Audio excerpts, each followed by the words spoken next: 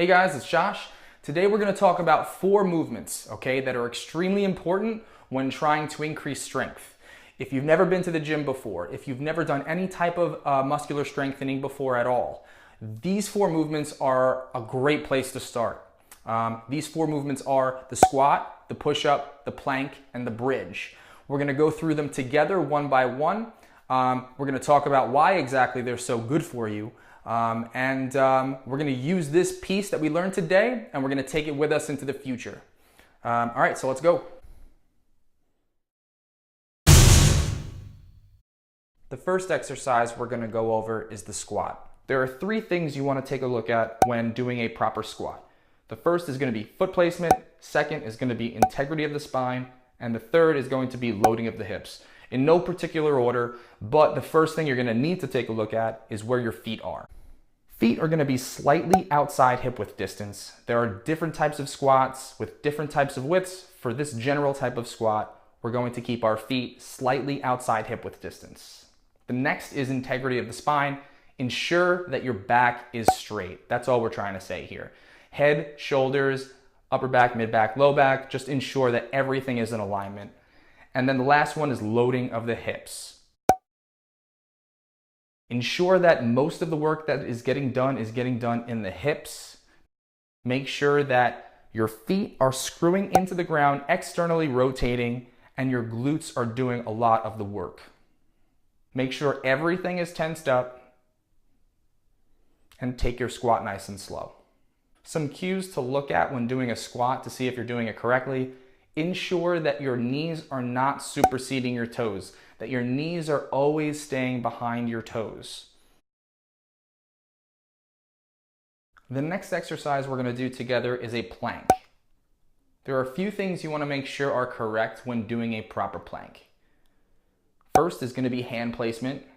Next is going to be knee placement. Then we're going to make sure that the shoulders are in a good position. And then finally, we're going to step into a plank. All right, so let's go over hand placement. So we're going to get down on all fours. Your hands are going to be flat up against the floor, and you're going to ensure that your hands, your palms basically, are rooted into the ground and are directly beneath your shoulders. Now take a look at your knees. Are your knees directly beneath your hips? So basically, you're creating a table. Now, before we step into a plank, ensure that your shoulders are externally rotated. Basically, what this means is kind of hug your armpits to your sides, okay? Keeping your hands rooted into the ground, just like when you started, and point the inside of your elbows forward. Lock everything out and keep everything nice and tight.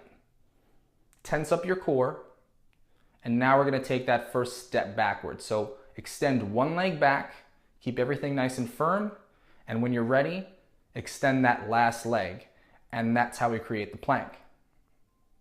Basically, while you're in plank, push away at the floor. So if you're pushing away at the floor, it's going to ensure that your shoulders are externally rotated and that everything is in alignment.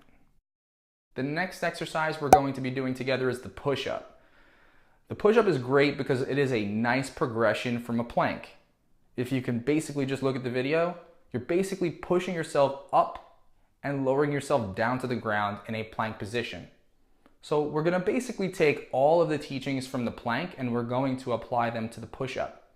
The main thing you want to look at is hand placement when you're down on the ground. Ensure that your hands are directly next to your pectorals when you're down on the ground.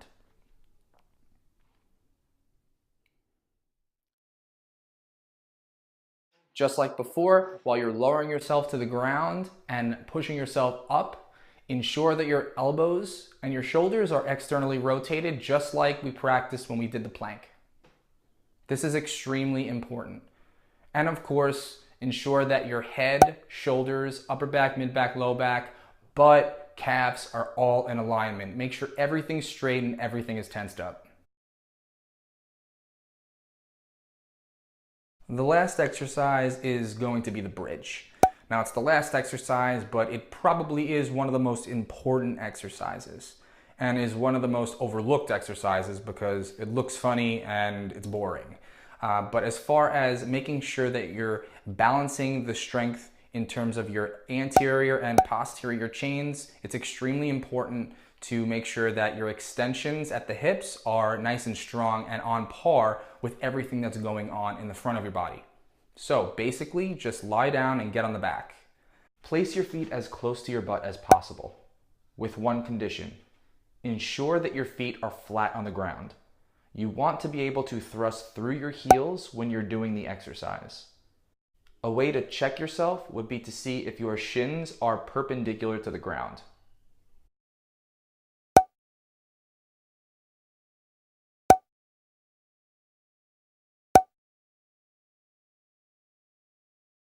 Place your hands on the ground, and from this point, you're going to propel your hips into the air, creating a flat surface. Your knees, your thighs, your pelvis, your chest, and your face are creating a flat surface. You're going to extend all the way up as high as you can and slowly lower yourself down to the ground. While this is going on, ensure that your knees are pinned outward. Now, when I say outward, we just want to make sure that the knees are in line with the hips.